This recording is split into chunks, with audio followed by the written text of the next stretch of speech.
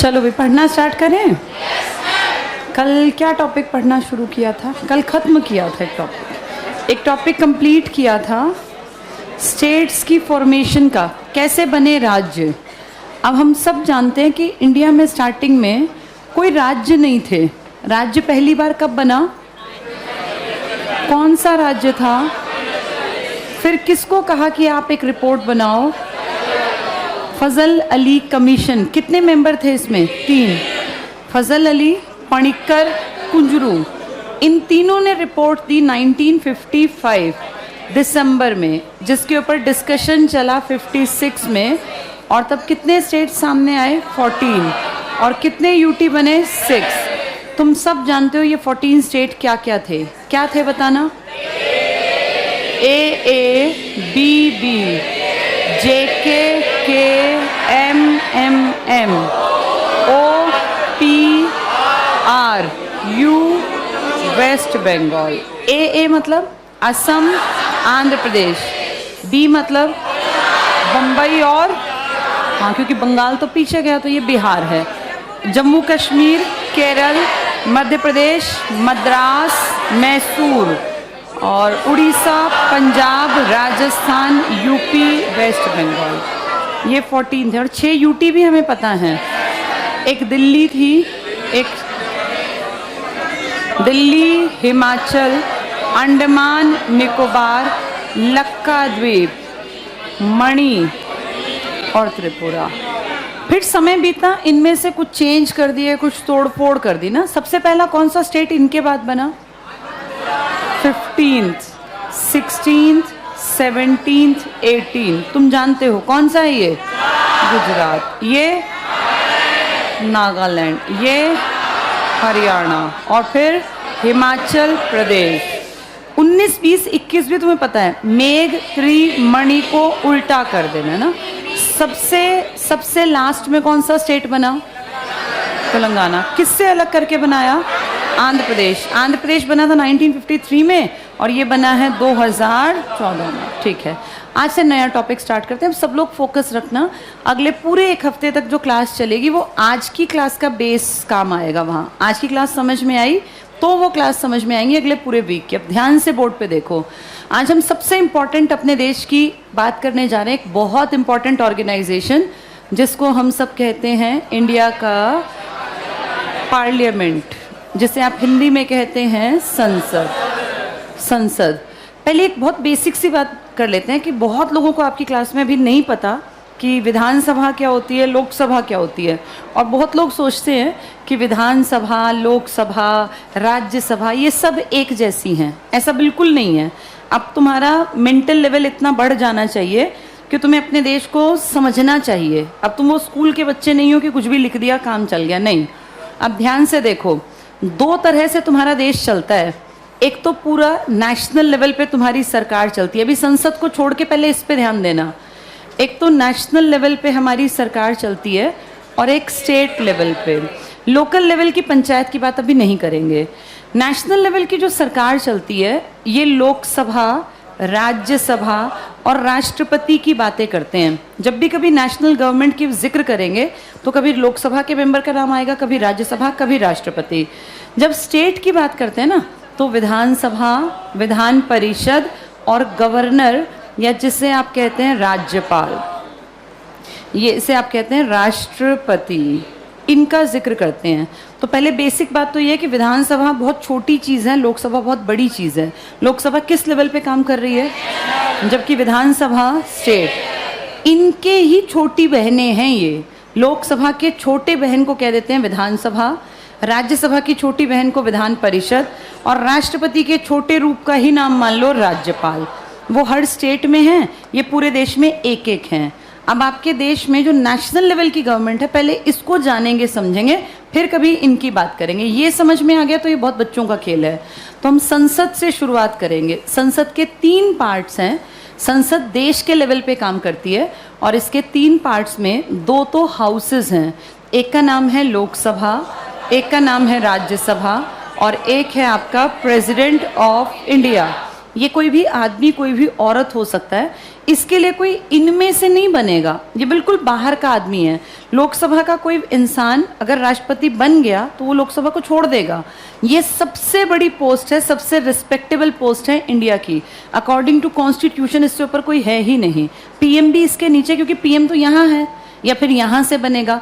इस आदमी की बराबरी पर आपके देश में कोई नहीं है, तो सबसे बड़ी पोस्ट है, सबसे ज़्यादा रिस्पेक्ट है प्रेसिडेंट ऑफ इंडिया की। यहाँ बहुत लोग बैठते हैं, 543, 543, यहाँ बैठते हैं 245, यहाँ हमेशा एक ही रहेगा, अब तक तो एक ही रहा है, मेल फीमेल कोई भी हो रहेगा एक ही। इस 545 को कैसे बनाते हैं, 530, अगर एग्जैक्टली कहूँ 545 को पहले कितना बढ़ा सकते हैं तो 550 कर सकते हैं। तुम्हारी बुक्स में तुम 552 पढ़ के आते थे, कारण 2 एंग्लो इंडियन, अभी मैं उसके बारे में डिटेल से बात करूंगी। ये 245 से हो सकते हैं 250, लेकिन ऐसा पॉसिबल तब है जब आप किस पे कब्जा कर लें, पाक ऑक्यूपाइड कश्मीर पर, जो कि मजाक नहीं है, पीओके इतना आसान नहीं है भाई। कश्मीर के उस हिस्से को लेने का मतलब है लड़ाई झगड़ा होना, और बड़े लेवल पे। तो अगर कभी ऐसा हुआ कि हमें पाकिस्तान से हम इसको छीन पाए, बचा पाए, तो हमारे 7 एमपी आएंगे लोकसभा में और 5 एमपी आएंगे राज्यसभा में। पर अभी नहीं है ये कभी आएंगे तब बात करेंगे। फिर भी एग्जामिनर चाहे तुम्हें टेस्ट करना तो वो कह देगा मैक्सिमम स्ट्रेंथ, अधिकतम संख्या राज्यसभा की कितनी हो सकती है, 250, और लोकसभा की 550। अब ये 550 प्रेजेंट में नहीं है। 543 कैसे बना है इसके बारे में जानना ज़रूरी है, और 550 कैसे बन सकता है ये भी जानना चाहिए, क्या पता क्या क्वेश्चन आ जाए। इसको बनाने का तरीका ये है, 550 + 20। पहले 2 साल पहले तक हम यहाँ +2 भी पढ़ते थे, ये +2 एंग्लो इंडियन। अब ये बार बार आएगा, दुखी करेगा, इसको जान लो क्या है ये एंग्लो इंडियन। किसी भी विदेशी ने, अंग्रेज़ ने या पुर्तगाली ने या डच ने या फ्रांसीसी ने जो आपके यहाँ आए, किसी आदमी ने अगर किसी महिला से शादी की, किसी औरत से शादी की जो कि इंडियन थी, हम इंडियंस की एक मान्यता है कि पति का जो जात पात है उससे औरत की आइडेंटिटी मानते हैं हम। तो अगर किसी इंडियन औरत ने शादी कर ली विदेशी से और वो यहीं रह रहे हैं तो उनका ग्रुप कहलाएगा एंग्लो इंडियन। यानी कोई भी अगर मान लीजिए कोई संतान है इनकी, कोई इनका बेटा बेटी है, उसके या तो पिता विदेशी हों या दादा, तो उस बच्चे को भी कहा जाएगा ये कौन से ग्रुप का है, एंग्लो इंडियन। इसके पिता विदेशी हैं, इसकी माँ भारतीय है। एंग्लो का मतलब विदेशी, आंगल, तो आंगल भारतीय, एंग्लो इंडियन। माँ का नाम पीछे है, माँ की जो पहचान है, और पिता की पहचान आगे। आपके देश में जब आज़ाद हुआ तो लाखों की संख्या में एंग्लो इंडियन थे, बहुत लोग गए ही नहीं, वो बोले इंडिया ही ठीक है, यहीं रहेंगे। बहुत सारी औरतों से शादी उन्होंने कर ली और फिर ये कम्युनिटी बन गई। लेकिन 1947 से, आज़ादी के बाद से आज 2022 में बैठे हो, 75वां साल है ना ये, हमें आज़ाद हुए, 75th ईयर पूरा हो जाएगा। इन 75 सालों में मान लो कोई बच्चा उस टाइम पैदा भी हुआ था जिसकी माँ इंडियन थी, पिताजी उसके विदेशी, और उसके पिताजी यहीं थे, दादा यहीं थे, अब तक 100% वो बाप दादा तो मर गए होंगे भाई। अगर बच्चा पैदा हुआ था 47 में तो वो 75 का हो गया, उसके दादा परदादा मर नहीं गए होंगे। तो क्या अब ज़रूरत है इस ग्रुप को आगे बढ़ाने की? ये तो ख़त्म हो गया, क्योंकि जो बच्चा जन्मा था उसका नाम एंग्लो इंडियन था, फिर उसने जिससे शादी की वो कोई विदेशी थोड़ी था, उसका ब्लड तो इंडियन माना गया ना। अब इनकी कितनी सारी आगे पुश्तें आ गई, तो अब ये कहा गया कि क्या ज़रूरत है इस नाम को आगे बढ़ाने की, एंग्लो इंडियन। जब थे तो हमने बना लिए। इसीलिए पिछले से पिछले साल 2019 में इनफैक्ट इस पे काम हुआ था, रिजल्ट 2020 में सामने आया। आपकी गवर्नमेंट ने बहुत सोच समझ के एक कायदे से, तरीके से कॉन्स्टिट्यूशन की उस बुक में चेंज किया, और ये 104वां संविधान संशोधन था जो 2020 में हुआ। इस किताब को आप जब भी बदलते हैं आप उसको एक नंबर दे देते हैं। इस किताब को आज तक आपने 105वां संशोधन करके बदल चुके, मतलब 105 बार आपने किताब में बदलाव किया। तो जो 104th टाइम बदलाव किया ना 2020 में जनवरी में, इसमें आपने कहा आज के बाद हम इंडिया में किसी एंग्लो इंडियन को स्पेशल ट्रीटमेंट नहीं देंगे। अगर ये रह रहे हैं, कुछ ने कहा जी रह रहे हैं, अभी रह रहे होंगे, मना नहीं कर रहे, इलेक्शन में खड़े हो, तुम्हें लोग पसंद करें, चुनाव जीत जाना, फ्री की फोकट की सीट हम तुम्हें दो नहीं देंगे, क्योंकि तुम्हारी जो वो थे ना लोग, वो सब खत्म बराबर हैं। तो अब ये दो एंग्लो इंडियन जो पहले आ जाते थे, अब ये कभी नहीं आएंगे। जब आपने ये किया ना, इसके साथ साथ आपने अपने लिए भी लिखा कुछ। क्या हमने लिखा? हमारे देश में एससी की जो सीट्स हैं, एसटी और एसटी की, पता है ना सबको? ये एससी मतलब शेड्यूल और एसटी मतलब ट्राइब्स। ये शेड्यूल कास्ट जो होते हैं और शेड्यूल ट्राइब, ये एक ही है या अलग अलग? शेड्यूल कास्ट तो हम ही लोगों में से तो हैं, हमारे ही गांव में रहते हैं, कोई अलग नहीं है। हमारे जैसी शक्लो सूरत, हमारे जैसी हाइट हेल्थ, हमारे जैसा खान पान, ये हम जैसे ही हैं। बस इनको पुराने टाइम में क्योंकि उतने मौके नहीं मिले, ये उस हिसाब से पढ़ लिख नहीं पाए, लोगों ने इनको परेशान किया, ये दलित थे। लेकिन इनमें और हम में ज़्यादा अंतर नहीं है। इनकी अगर बात करूँ तो इनका तो घर परिवार ही कहाँ है? जंगल। तो ये लोग तो पहाड़ी इलाकों में, जंगलों में, कहीं प्लेन्स के आगे जंगलों में यहाँ रहा करते थे। इनका रहन सहन हमसे अलग, खान पान, बोली, पहनावा, भाषा, इनका सब कुछ हमारे जैसा, हम सब एक है, इतने मिक्स हैं पता भी नहीं चलेगा तुम्हें। अगर कोई वेल ऑफ हो ना, खाते पीते घर का, तो तुम्हें पता भी नहीं चलेगा। वो तो भाई गरीब है तो तुम कह दोगे कि हाँ ये होंगे, अदरवाइज पता नहीं चलेगा। ये सेम है आम जनता जैसे, ये अलग हैं। लेकिन इनको भी परेशान खूब किया और इसीलिए इनके लिए आरक्षण की ज़रूरत पड़ी। आपने इनको आरक्षण दिया था, इनकी सीट्स को आरक्षण दिया लोकसभा में। एससी की 84 सीट और एसटी की 47 सीट्स आपने फिर से कंफर्म कर दी अगले 10 सालों के लिए। 2020 में आपने इस अमेंडमेंट से उनको तो ख़त्म किया, लेकिन इनके आरक्षण को कितने सालों के लिए बढ़ा दिया? 10 साल। अब आने वाले 2030 तक ना एससी की सीटें कोई घटा सकता, ना एसटी की। ये प्रावधान पहले से आपकी सरकार ने कर दिया। कौन से नंबर पर? ये लोकसभा की सीटों की बात कर रहे हैं। तो 10 साल के लिए उनकी सीटें अगले 8 साल के लिए सेफ हैं। इन्होंने की थी 2020 में, 2 साल बीत गए। तो अब अगर देखें प्रेजेंट में, तो 543 और 550 दो हमने हटा दिए। इस 543 को बनाने का तरीका क्या है? 530 जमा 20, इसका बता रही हूँ पहले। अब इस 530 में से तो सारी आती हैं 530, इसमें से कम आती हैं 13 आती हैं। 7 वो कौन से इलाके की हैं? पीओ के। तो प्रेजेंट में पूछेंगे तो ये आंकड़ा है, लेकिन हो सकता है ये वाला भी आंकड़ा, अगर कौन सा हिस्सा हमें मिल जाए। हाँ, तो प्रेजेंट में यूटी की 7 सीटें कम हैं। जो ये कश्मीर का इलाका है ना आपका, इसका ये वाला हिस्सा जहाँ 4 बड़े आपके डिस्ट्रिक्ट पड़ते हैं, ऐसे 4 बड़े बड़े डिस्ट्रिक्ट हैं, लाखों की आबादी है। अगर कभी आपका कब्जा हुआ अपने हिस्से पर वापस, तो यहाँ लाखों की आबादी को रिप्रेजेंट करने कितने एमपी आएंगे? 7। ये बैठेंगे लोकसभा में। ये सब मिलके कितने एमपी भेजेंगे? 5, जो कहाँ बैठेंगे? राज्यसभा। तो 12 एमपी आएंगे। अगर कभी आप किस हिस्से पर अपना कब्जा जमा पाए? पीओके पर प्रेजेंट में तो नहीं आते ना। तो प्रेजेंट में पूछें तुम्हें ये वाला टिक करना है, 543 वाला। और कितना हो सकता है?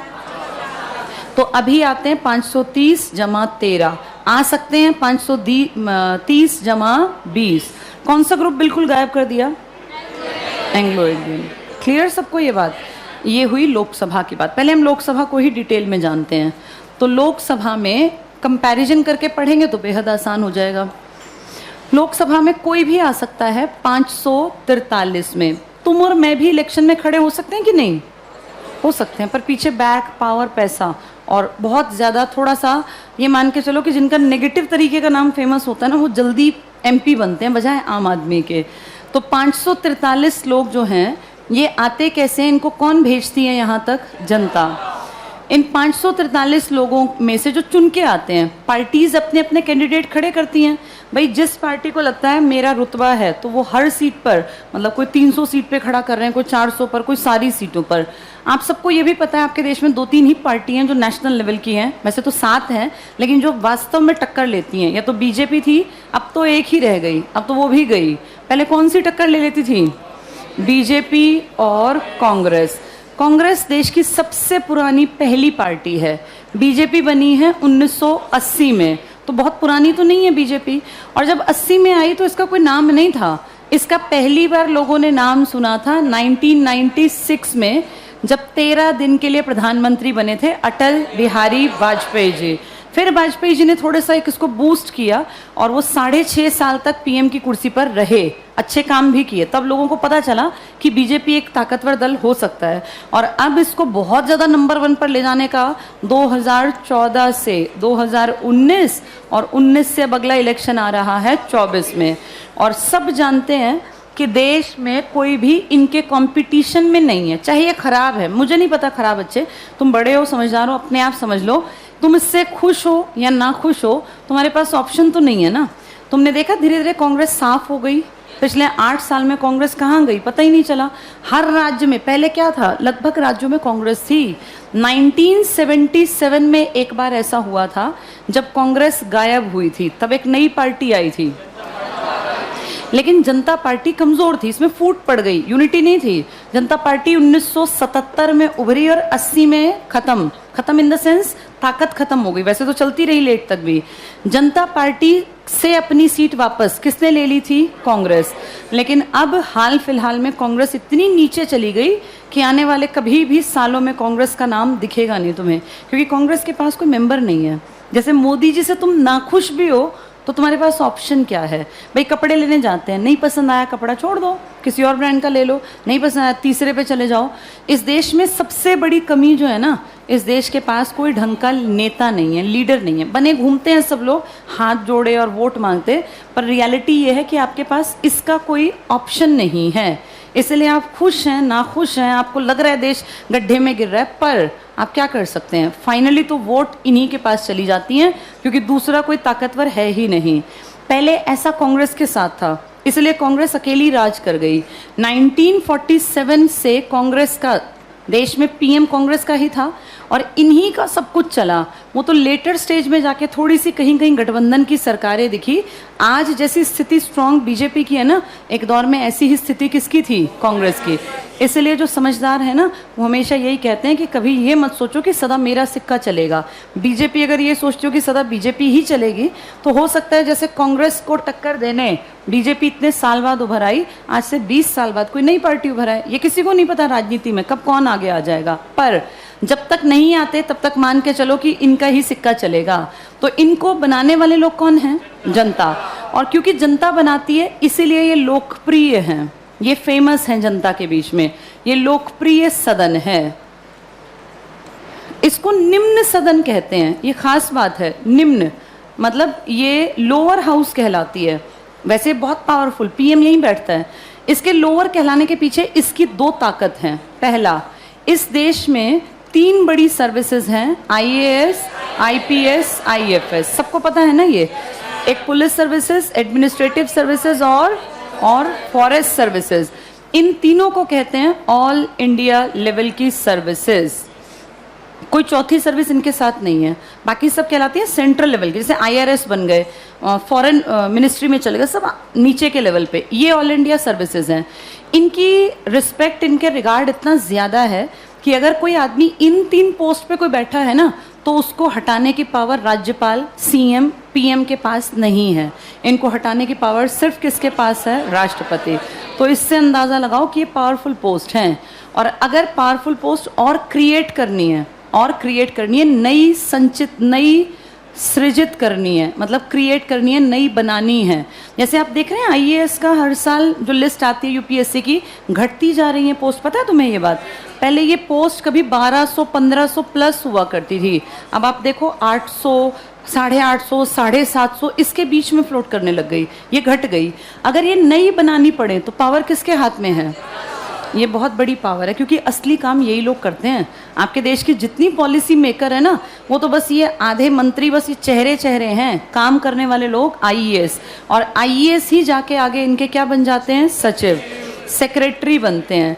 और सेक्रेटरी में सबसे बड़ा होता है चीफ सेक्रेटरी। इंडियन गवर्नमेंट का सबसे बड़ा जो अधिकारी है सरकारी, वो चीफ सेक्रेटरी है ऑफ गवर्नमेंट ऑफ इंडिया। तो गवर्नमेंट ऑफ इंडिया का मुख्य सचिव, इससे ऊपर कोई नहीं है। मुख्य सचिव की दिन में 4-5 बार भी मीटिंग हो जाती है पीएम के साथ, इतनी बड़ी हस्ती है ये आईएएस से ही यहाँ तक। कोई भी देश में आईएएस बनता है तो उसका सपना होता है कि कभी मैं सबसे ऊपर जाऊँ, तो कौन सी पोस्ट तक पहुँचूँ? सेक्रेटरी बनना भी बड़ी बात होती है, क्योंकि यहाँ से तो सफ़र स्टार्ट होता है। अब ये जो नई अखिल भारतीय सेवाएं हैं, इनको कौन क्रिएट कर सकता है? राज्यसभा। इसलिए कहते हैं राज्यसभा उच्च सदन है, अपर हाउस है। इसके अलावा पहली पावर तो ये हो गई। दूसरी पावर, आपको मैंने बताया था इंडियन कॉन्स्टिट्यूशन में 3 लिस्ट बनी हुई हैं, पावर का डिस्ट्रीब्यूशन है। एक यूनियन लिस्ट जिसे लिस्ट नंबर 1 कहते हैं, एक स्टेट लिस्ट है जिसे लिस्ट नंबर 2 कहते हैं, और एक कॉन्करेंट या समवर्ती जिसे लिस्ट नंबर 3 कहते हैं। राज्यसभा के पास इतनी पावर है कि वो राज्य सूची का, स्टेट लिस्ट का टॉपिक किसको दे सकती है? देश को। उल्टा नहीं कर सकती, देश का टॉपिक स्टेट को नहीं दे सकती, स्टेट का टॉपिक देश को देने की पावर किसके पास है?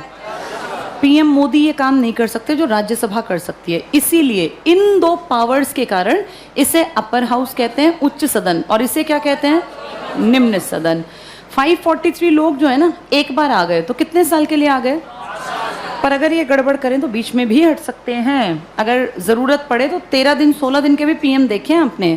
ये अस्थाई है, पता नहीं कब हट जाएगी। इसे कभी भी क्या किया जा सकता है? भंग। लोकसभा को भंग कर सकते हैं, और इसीलिए आज तक जितनी लोकसभा का नंबर आता है, कौन सी लोकसभा चल रही है? 17वीं। इसका मतलब 16 लोकसभाएं भंग की गई हैं, चाहे वो टाइम से पहले की या अपना टाइम पीरियड पूरा करने के बाद। लोकसभा को भंग किया जा सकता है, अस्थाई है। एक बार आने के बाद कार्यकाल 5 साल का, गड़बड़ ना करें तो। निम्न है, लोकप्रिय है, जनता भेजती है। कितने लोगों को? 543। कौन सी बैठी है अभी? 17वीं। लोकसभा में नेता होता है एक, और लोकसभा का नेता हमेशा प्रधानमंत्री होगा। तो आज लोकसभा का नेता कौन है? नरेंद्र दामोदर दास मोदी। 543 में जिस पार्टी के आदमी सबसे ज्यादा होते हैं ना, उसी पार्टी की सरकार बनती है। जैसे मान लीजिए 543 सीट्स पर इलेक्शन हुए पूरे देश में। जब तुम लोग बेसिक बैच में थे, मैंने तुम्हें एक लिस्ट कराई होगी, 80, 31, 2, 9, 11, 26, 11, 25, 11, याद है तुम्हें? ये नंबर ऑफ सीट्स ही तो थी। यहाँ काम आएंगी वो सीट्स। इन 543 में जिस पार्टी को सबसे ज्यादा सीटें मिली, कहीं बीजेपी के आदमी जीते हैं, कहीं कांग्रेस, कहीं गठबंधन, कहीं लोकल रीजनल पार्टी। मान लीजिए जिस पार्टी में, मैं बीजेपी का जिक्र करती हूँ, बीजेपी को मिल गई 273 सीट्स टोटल पूरे देश में से। कितनी सीटों में से? जिस पार्टी को 273 सीट मिल गई ना, मान लो वो कुछ भी करे ना करे, अब इसी की सरकार बनेगी। गवर्नमेंट बनाने के लिए कंपलसरी है कितनी सीटें हाथ में आ जाएं? 273। 272 प्लस लिखते हैं, चाहे एक फालतू हो। आपकी बीजेपी की सरकार क्यों बनी? क्योंकि इन लोगों को 303 सीट मिली थी। कितने की कंडीशन है? तो आप देखो कितनी ज्यादा सीट, एक एक सीट कीमती होती है। 303 सीट पर अकेली बीजेपी आ गई। फिर बहुत सारी पार्टी इसकी सहायक हैं, तो अन्य लिख देते हैं उनको। इन सबको मिला के 50 सीट मिल गई। पिछले इलेक्शन की घटना बता रही हूँ, 353 सीट किसको मिल गई हैं? बीजेपी प्लस उसकी एसोसिएट्स को। इन लोगों ने क्या किया, इलेक्शन से पहले जिनके विचार एक जैसे थे ना, वो सब इकट्ठे हो गए। जब एक जैसे विचारों वाले लोग इलेक्शन से पहले इकट्ठे हो जाते हैं, तो वो एक गठबंधन अपना पहले से बना लेते हैं। उसे हम कहते हैं अलायंस। क्या कहते हैं?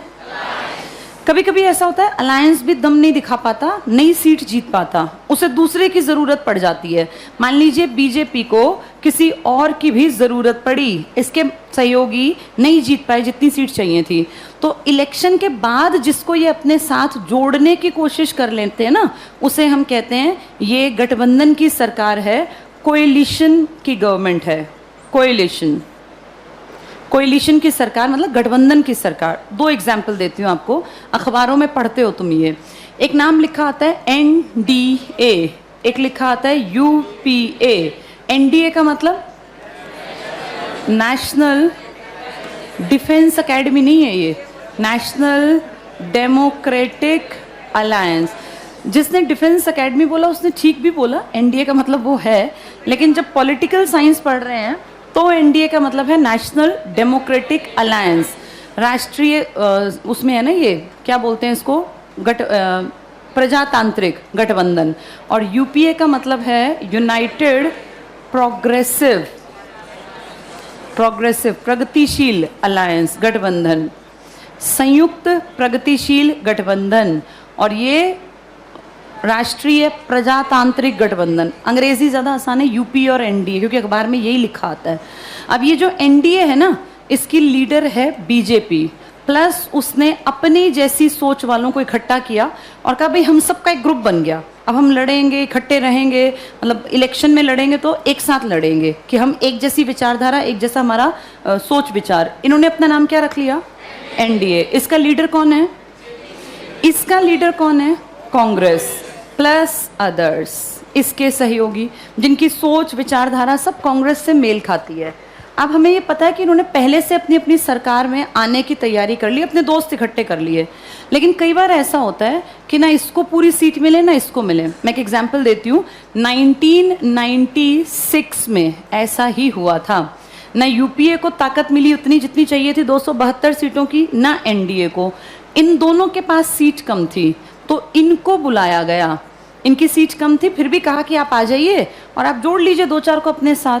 तो इन्होंने कहा ठीक है आ जाते हैं। यहाँ से अटल बिहारी वाजपेयी जी आ गए, उन्होंने शपथ ले ली और किस कुर्सी पर बैठ गए? पीएम। पर जितनी सीट चाहिए थी 13 दिन वेट करने के बाद भी कोई नहीं इकट्ठा हुआ, इसीलिए 13 दिन बाद ये हट गए क्योंकि इनको बहुमत नहीं मिला। कितनी सीटें चाहिए होती हैं? 272 प्लस 273 कह लो, उतनी चाहिए। तो इसीलिए ज़रूरी नहीं है कि आप पहले से जो यार दोस्त हैं आपकी सरकार बने, कभी कभी आप लोगों को दूसरों की तरफ भी देखना पड़ता है। अब मान लीजिए कोई इलेक्शन होता है 2024 में और उसमें लोग दुखी हैं, परेशान हैं कि भाई ठीक काम नहीं कर रहा कोई भी, ना बीजेपी ना कांग्रेस। बीजेपी को मान लीजिए 150 सीट मिल जाती हैं, कांग्रेस को 70 सीट मिलती हैं, तो बाकी सीटें बट गई ना, किसी को 50 मिली, किसी को 20 मिली, किसी को 30, ये ABCD बहुत सारे ग्रुप है, 10 मिली, 5 मिली। अब देखा जाए तो कोई भी सरकार बनाने के काबिल ही नहीं है क्योंकि कितनी सीट चाहिए थी? 200 तो अब ये क्या करेंगे? सबसे नंबर 1 तो फिर भी यही है ना, ये इसके साथ तो नहीं जाएगा क्योंकि ये तो इसका ओपोनेंट है, लेकिन बाकियों को तो ये लालच दे के पकड़ लेगा। ये कहेगा यार तू अकेला क्या है, 50 कोई नहीं पूछेगा, 273 तू मेरे साथ आ जा, तू भी मेरे साथ आ जा, तू भी, इन सबको अपने साथ कर लेगा। लालच क्या देगा? जिसके 20 सीटें हैं उसके 2 मंत्री बनवा दूंगा, जिसकी 3 सीटें हैं 4 सीटें उसका 1 मंत्री बनवा दूंगा, जिसकी 50 सीटें 4 मंत्री तुम्हारे। हम ये जानते हैं कि इस देश में प्रेजेंट की सरकार में या कोई भी अभी कम से कम कई सालों तक कितने मंत्री बन सकते हैं? 81। ये लिखित में है, प्रावधान है कि जितनी टोटल सीट्स हैं 543, इसका 15% बन सकते हैं। तो 81 इस टाइम पर आपके देश में मंत्री बन सकते हैं, कोई इस पे ब्लेम नहीं कर सकता भाई 81 क्यों बना लिए। तो अब ये जानता है कि भैया मेरे पास है 150 में से सारे मंत्री थोड़ी बनेंगे, मंत्री तो गिने चुने बनते हैं। इन सबको जोड़ना पड़ेगा अगर मुझे सरकार बनानी है। और ये क्यों आएंगे? लालच में आएंगे। अभी आप देखो, इसको हरियाणा से समझो। हरियाणा में जब इलेक्शन हुए तो 2 ताकतवर पार्टी थी, कांग्रेस, बीजेपी, बाकी तो अदर्स में थे। एक छोटी सी उभर रही थी पार्टी जेजेपी। 90 सीटों पे इलेक्शन था, कांग्रेस को 32 मिली, बीजेपी को 40। किसी भी राज्य में सरकार बनाने के लिए आधे से 1 सीट ज्यादा चाहिए। इसकी आधी कितनी हुई? 45 प्लस 1, कितनी सीट चाहिए? 46। मिली नहीं किसी को, बाकी किसी को 6, किसी को 1, किसी को 2। तो अब जब ये लोग उठ रहे थे ना, तो इन्होंने पूरा मुंह खोल के बुराइयां की थी और हर तरह से इनके बारे में, किनके बारे में?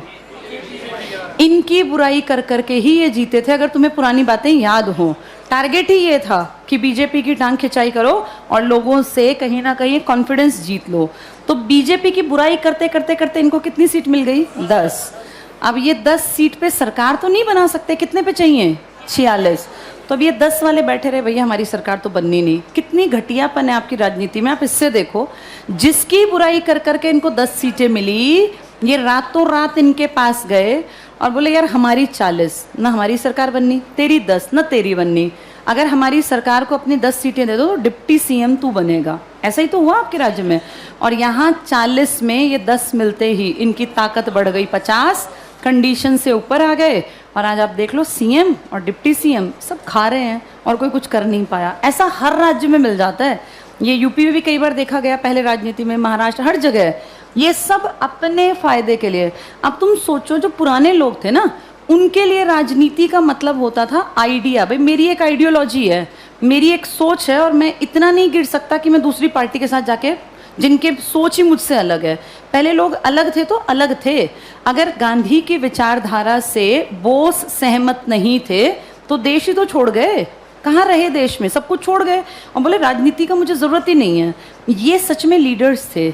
इन्होंने अपनी बात पे एक बात बोली तो उस पर टिके। ये एक आजकल के लोग हैं, और मैं किसी एक पार्टी पर्टिकुलर की बात नहीं करूँ, सबका यही हाल है। कोई बड़ी बात नहीं, कुछ सालों बाद ये भी इसी में मिल जाएं सारे। मिल तो गए। कितने लोग बड़े बड़े कांग्रेस छोड़ के किस में चले गए? बीजेपी की विचारधारा बिल्कुल अलग। और अगर तुम्हें ऐसा लगता है ऐसा नहीं है तो क्लास 10th की पॉलिटिकल साइंस की किताब है, और मैं आज तो नहीं लाई लेकिन मैं कल कोशिश करूँगी लाऊं। उसकी मैं 2-2 लाइन पढ़ दूँगी। सिर्फ पॉलिटिकल साइंस की किताब में ये लिखी हुई हैं ये बातें कि बीजेपी का बेसिक विचार क्या था और कांग्रेस का बेसिक विचार क्या था। मैंने कुछ अपने घर से नहीं बनाया, ये सब NCERT में लिखा है। तुम्हारे घर में बच्चे हों छोटे तो देख लेना। इसमें लिखी हैं बातें कि ये हिंदुत्व के पक्षधर थे, इनका मेन टारगेट ही हिंदुत्व था, और इसकी बातें बिल्कुल अलग। लेकिन फिर भी आज कितने लोग कांग्रेस छोड़ छोड़ के किस में जाए जा रहे हैं? तो विचारधारा का कहीं कोई स्टैंड ही नहीं है। अजीब बात है। लोकसभा राज्यसभा ऐसे बन जाती हैं। ये पहले क्या बना लेते हैं अपने? अलायंस। अगर अलायंस भी ना जीत पाए तो ये ऐरे गहरे नत्थू खैरे को किसी को शामिल कर लेते हैं, और फिर ये सरकार कहलाती है कोएलिशन, गठबंधन की सरकार। जैसे मैंने एग्जाम्पल दिया जेजेपी का, ये जेजेपी वाली सरकार किसका एग्जाम्पल हो गई? गठबंधन की सरकार। यहाँ कौन कौन बैठे हैं? बीजेपी और जेजेपी, दोनों अपोजिट, एक दूसरे की बुराई करने वाले। आज दोनों साथ और 5 साल साथ निकाल भी देंगे, क्योंकि पता है एक भी हटा तो दूसरे को तो अपने आप हटना पड़ेगा, और कोई इसे का नंबर बनाना नहीं। इसीलिए ये बात समझ में आ गई। ये है आपकी लोकसभा की कहानी। वापस चलते हैं। तो लोकसभा में कितने मेंबर्स हो सकते हैं, और कितने लोकसभा में एंग्लो इंडियन थे पहले? अब वो कहाँ चले गए? एंग्लो इंडियन खत्म कर दिए वो ना, खत्म कर दिए। लोकसभा को कौन बना के भेजती है? जनता। ये कैसा सदन है? लोगों के बीच लोकप्रिय है। और लोगों को लोकप्रिय होने के अलावा निम्न क्यों है फिर? ये 2 पावर किसके पास है? राज्यसभा। नए IAS IPS IFS और राज्य सूची का टॉपिक देश को, इसके कारण कितने साल के लिए बनती है एक बार? कैसी है ये? बीच में क्या हो सकती है? भंग। इतने सारे लोग हैं, आधे अनपढ़ हैं, अंगूठा छाप हैं। इनको मैनेज करने के लिए इन 543 में से एक को क्या बना देते हैं? अध्यक्ष। अगर ये ना आए, एब्सेंट हो, तो इसका काम कौन करेगा? उपाध्यक्ष। इसी को इंग्लिश में कहते हैं स्पीकर, और ये है डेप्यूटी स्पीकर। आजकल स्पीकर कौन है? सब जानते हैं। कौन? ओम बिरला। नहीं पता तो अब सुन लो, अब याद रखना। कौन है हमारा स्पीकर आजकल? ओम बिरला। और डिप्टी स्पीकर कौन है? कोई भी नहीं है। ये 2019 से वैकेंट पड़ी है, कोई आदमी बैठा ही नहीं इस पे, ये खाली पड़ी है। इस टाइम पे अगर पूछ भी लें कि उपाध्यक्ष कौन है तो वैकेंट है ये सीट, कोई है ही नहीं ओम बिरला के बाद काम करने के लिए। अगर कभी ऐसा हो ओम बिरला की तबीयत खराब हो जाए तो काम कौन करेगा? क्योंकि ये तो है ही नहीं, काम तो करना पड़ेगा।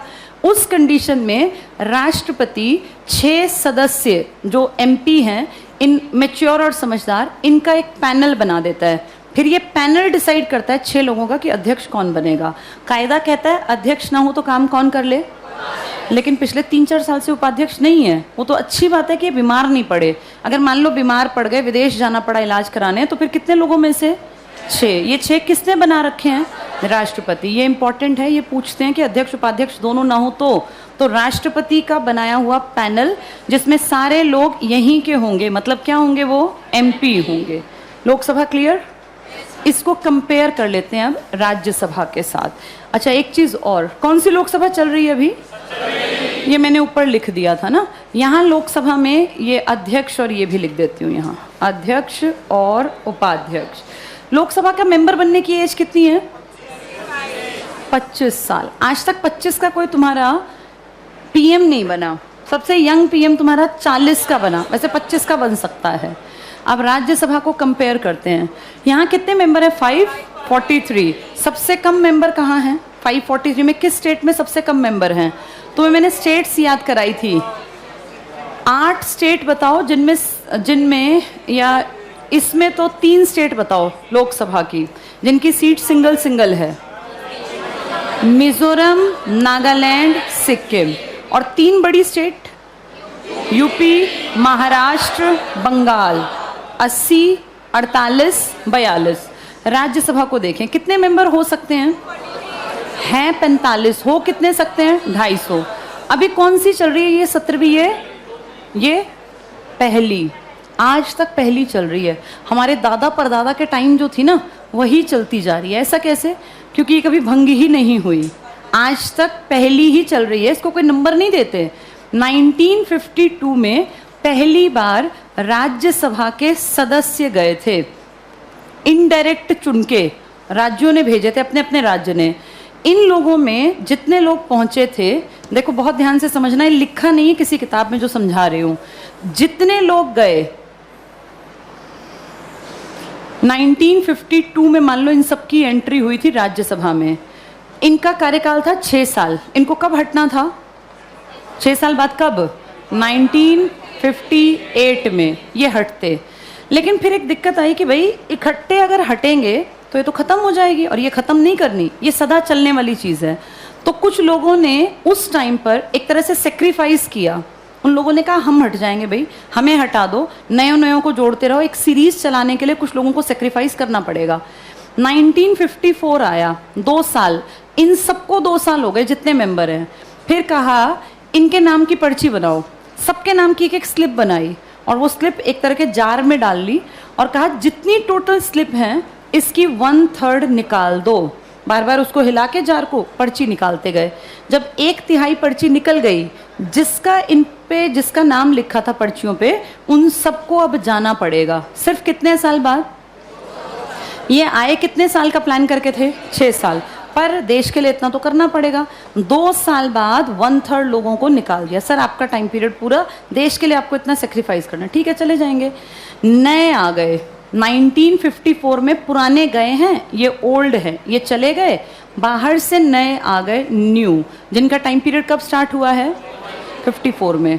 अब ये 2 पुराने हैं, एक नए आ गए। 1956 आया, जो पुराने बचे थे ना, इनमें से आधे निकाल दिए। अगर टोटल देखें तो 1/3 ही निकला, लेकिन पुरानों की बात कर रहे हैं तो इनमें से आधे निकाल दिए। ये मान लो ये ओल्ड वाले हटा दिए। सर आप लोग जाइए, पुराने वाले थे, आपके 4 साल बाद आपको देश के लिए छोड़ना पड़ेगा, ये भी चले गए। इनकी जगह भी आ गए न्यू। तो अब यहाँ अगर इसके हिसाब से देखूँ तो कितने लोगों की एंट्री हुई है? 1/3। अगर पुरानों को देखूँ तो आधे, लेकिन अगर टोटल में देखें 1/3। अब 2 साल बाद आया 1958। जो बचे हुए थे उनको तो पूरे साल हो गए, 6 साल। बिना पर्ची निकाले कहा सर जो पुराने लोग हैं वो चले जाएं, उनको वैसे भी 6 साल हो गए। यहाँ से लोग अपने आप चले गए 1958 में। जो पुराने थे, जिनको कितने साल पूरे हो गए थे? 6। किसी को हटाना नहीं पड़ा, सिर्फ 2 बार लोगों को हटाना पड़ा, और तब से आज तक किसी को भी नहीं कहना पड़ा कि हट जाओ, क्योंकि सबका टाइम पीरियड एक साथ पूरा ही नहीं होगा। अब जो 54 में नए आए थे, इनको 6 साल कब होंगे? 60 में। जो 56 में आए थे 62 में, जो 58 में आए हैं 64, जो 60 में आए हैं 66। और आज तक कभी ऐसा तीसरी बार नहीं करना पड़ा कि किसी को कहा जाए कि सर आप चले जाओ। और वो दिन और आज का दिन, आज तक कभी भी ये इकट्ठे गए ही नहीं। 1952 से 2022 आ गया, कितना लंबा टाइम पीरियड हो गया। आज तक ये कभी पूरा खाली नहीं हुआ। लोग जाते हैं, नए आ जाते हैं, फिर जाते हैं, फिर नए आ जाते हैं। कितने लोग रिटायर होते रहते हैं इसके? 1/3। और 1/3 रिटायर हो जाते हैं कितने साल बाद? 2 साल। लेकिन ये जाते वो हैं जिन्हें काम करते करते कितने साल हो गए? 6 साल। क्या ये पॉइंट समझ में आ गया? ये बात कोई नहीं बताएगा, ये लिखी भी नहीं है, लेकिन ये पता होनी चाहिए कि ये कभी ख़त्म क्यों नहीं होती। तो लोकसभा इकट्ठी ख़त्म होती है, पर ये कभी ख़त्म ही नहीं होती, क्योंकि इसके लोग जाते हैं, आते हैं, जाते हैं, आते हैं, हमें पता ही नहीं चलता। कभी इलेक्शन हमारे सामने नहीं होता। तो ये कौन सी चल रही है आज तक? पहली कब बनी थी? 52 में। आदमी बदल रहे हैं, ये ऐसे की ऐसी बैठी है। इनको जनता नहीं भेजती, इनको भेजते हैं एमएलए। एमएलए देश में होते हैं, राज्य में। तो आपके 90 एमएलए या यूपी के 403 एमएलए या दिल्ली के 70 एमएलए ये मिलके भेजते हैं अपने अपने पार्ट पर। और इनकी एज कितनी होनी चाहिए? 30। ये ज़्यादा बड़े हैं इनसे। ये लोकप्रिय है, ये लोकप्रिय नहीं है। आपको पता भी नहीं होगा, आपके स्टेट से 5 आदमी या 7 आदमी या 10 आदमी जितने डिसाइडेड हैं वो कौन है, किस पार्टी के हैं? जो थोड़े एक्टिव है उन्हें पता होता है, आम आदमी को पता भी नहीं चलता। निम्न सदन है, जबकि ये क्या है? उच्च सदन। कौन सी 2 पावर? और राज्य सूची, स्टेट लिस्ट को देश को दे सकती है। यहाँ का टाइम पीरियड 5 साल, इनका टाइम पीरियड 6 साल। कितने लोग रिटायर होते हैं? कितने ईयर्स के बाद? उन्हें काम करते कितने साल हो गए हो? ये स्टार्टिंग में कितने लोगों को पर्ची से हटाना पड़ा? पर्ची से मतलब समझ लो कि एक तरह का जिसका बाय लक था कि भैया जाना है वो चला गया। ये अस्थाई है। ये कैसी है? आज तक पहली चल रही है। क्या ये भंग हो सकती है? नहीं, ये भंग नहीं हो सकती। इसका अध्यक्ष होता है, इसका कौन होता है? सभापति। इंग्लिश में स्पीकर ही कहते हैं। अगर ये ना हो तो उपसभापति। कौन है आजकल आपका सभापति? जो आपके देश का वाइस प्रेसिडेंट ऑफ इंडिया होगा वही इसकी सीट पे आके बैठ जाएगा। इसका कोई इलेक्शन नहीं है। वाइस प्रेसिडेंट जो भी है उसको अपने आप पता है कि मुझे जाके कहाँ बैठना है? राज्यसभा। मैं वहाँ का स्पीकर हूँ। ये पहले से डिसाइडेड है। क्या दोनों समझ में आ गए? बताओ 25 साल की एज कहाँ चाहिए? और 30 साल की? कौन सी कभी भंग नहीं होती? कौन सी 17वीं चल रही है? कहाँ के लोग ज़्यादा बड़े होने चाहिए एज में? और इसकी एज कितनी? इनका कार्यकाल?